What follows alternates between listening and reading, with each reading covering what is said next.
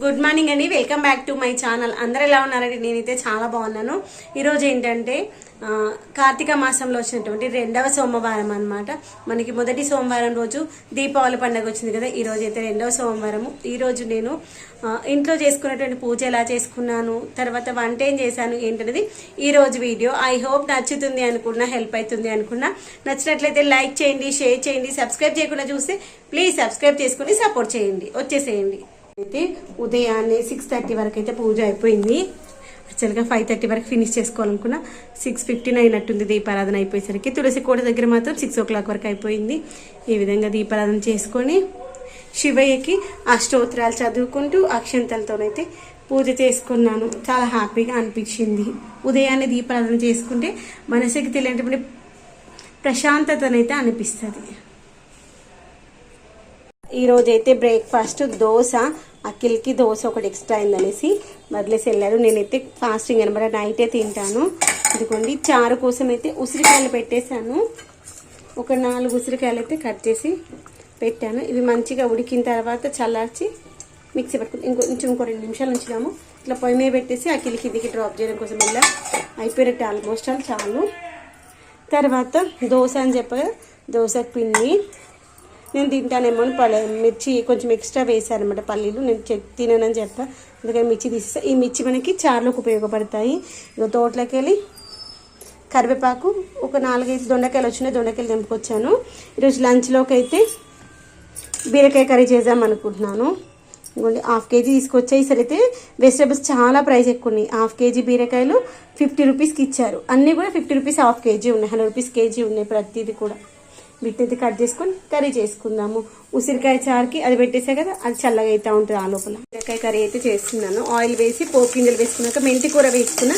ఏ కర్రీలైనా మెంతి కూర వేసుకుంటే బాగుంది. తర్వాత ఆనియన్స్ కూడా వేసాను. అవన్నీ వేగిపోయిన తర్వాత సన్నగా చాప్ చేసినటువంటి ఎల్లిపాయలు కూడా సన్నగా చాప్ చేసి వేసుకున్నాం అనుకుని తాలింపులో బాగుంటుంది. అవి వేగుతూ ఉన్నప్పుడే పసుపు వేసేసుకుందాము. ఏ కూరకైనా మంచి రంగుని తర్వాత టేస్ట్ని ఇచ్చేది పసుపు కదా. ఏదైనా చూడడానికి బాగా కనిపిస్తే అది తినాలి అనిపిస్తుంది, అలా చేసేది పసుపు. తర్వాత బీరకాయలు నేను ఒకసారి టేస్ట్ చూద్దాం అనుకుని మర్చిపోయినా. బీరకాయలు చెక్ చేసుకోవాలి, లేదంటే మరి మీ ఇంత వేసి కూడా వేస్ట్ అవుతుంది. అది కూడా గుర్తుంచుకోండి.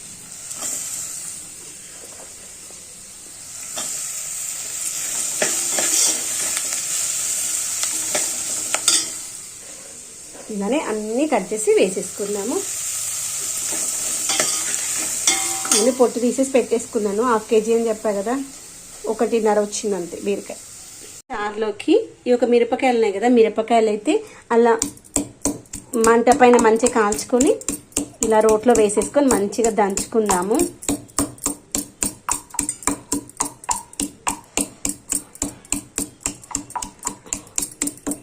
ఇంకొన్ని బీరకాయ కూడా అన్నీ కట్ చేసి వేసేసాను.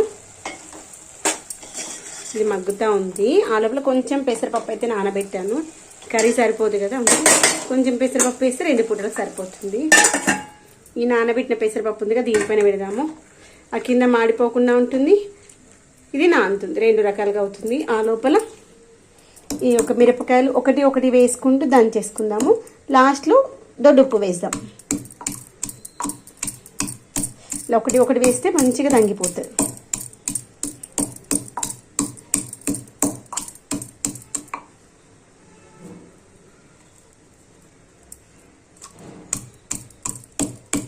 ఇలా అంతా కచ్చపచ్చగా మిక్సీ పట్టేసుకోవచ్చు, లేదంటే దంచుకోవచ్చు. ఏదైనా దంచితే టేస్ట్ వేరుగా ఉంటుంది, అందుకని దంచుతున్నాను. తర్వాత దీన్ని కూడా మిక్సీ జార్లాగా దీనిలాగానే వేసేసి దంచేస్తాను. అన్నీ వేసేసాను మిరపకాయలు. తర్వాత మనకి ఎంత ఉప్పు పడితే అంత దొడ్డుప్పు వేసేసి దీన్ని మంచిగా దంచుతాం. ఉప్పు వేయడం వల్ల మంచి దంగుతుంది. దొడ్డుప్పు వేస్తే ఇంక ఈజీగా తగ్గుతుంది సన్న ఉప్పు కంటే.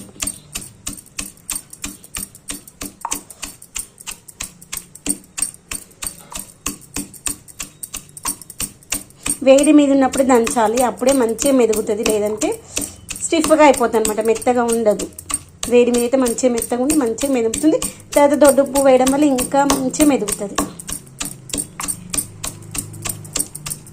వీలైనా మంచిగా దంచుకుందాం.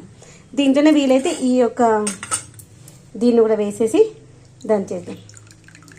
దీంట్లోకి నీళ్ళు తీసేద్దాము.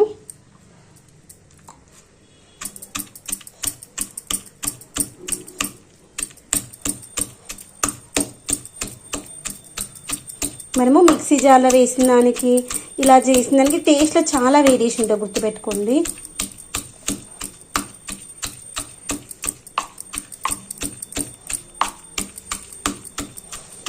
సరే, ఒక చిన్న రాయి కొనుకొచ్చుకోవాలి, బాగుంటుంది అప్పుడు.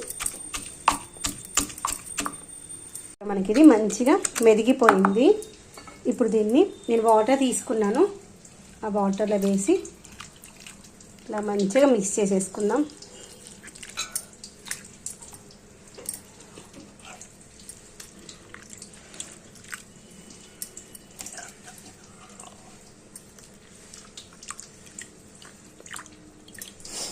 మంచి టేస్ట్ ఉంటుంది తెలుసా. ఎప్పుడైనా ఉసిరికాయ చారు చేయకపోతే చేసుకోండి.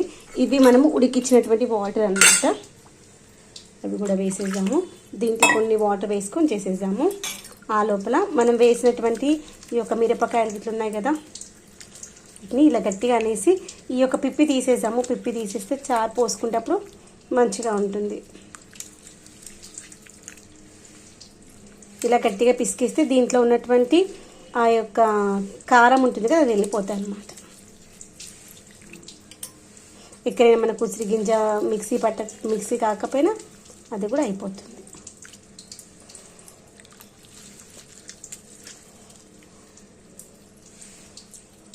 అక్కడక్కడ కొన్ని దంగలేవు, దీన్ని మళ్ళీ ఒక్కసారి వేసి దంచేద్దాం. ఇంకా ఉసిరికాయలు అక్కడక్కడ బాగానే ఉన్నాయి, గట్టిగా పిండేసి ఈ లాస్ట్కి వచ్చిన పిప్పిని పాడేయకండి. ఇప్పుడు మనం బీరకాయ కర్రీ చేస్తే కదా దాంట్లో వేసేసేయండి.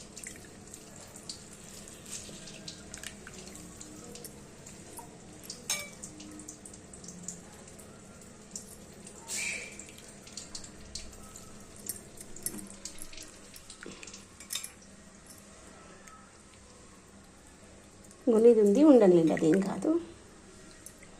ఏంటో ఒకసారి తీసేసి అంత దంచేస్తాం. రోల్ మనకు రాయి రోల్ అనుకోండి, మంచిగా మెత్తగా మెదిగేది. కానీ ఇది చెక్క రోల్ కదా,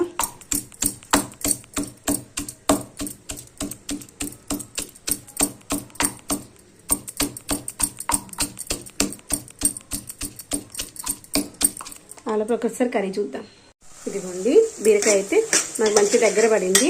తర్వాత మనం నానబెట్టుకున్న పప్పు ఉంది కదా, వాటర్ తీసేసి వేసేసుకుందాము.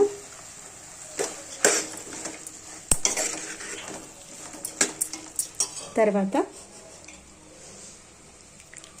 దీన్ని మళ్ళీ దంచేసి వేసేసాను దీంట్లో. ఇప్పుడు ఇలా అన్నప్పుడు మిరపకాయ పొట్టు వస్తుంది కదా, ఈ యొక్క మిరపకాయ పొట్టు వేసేద్దాం.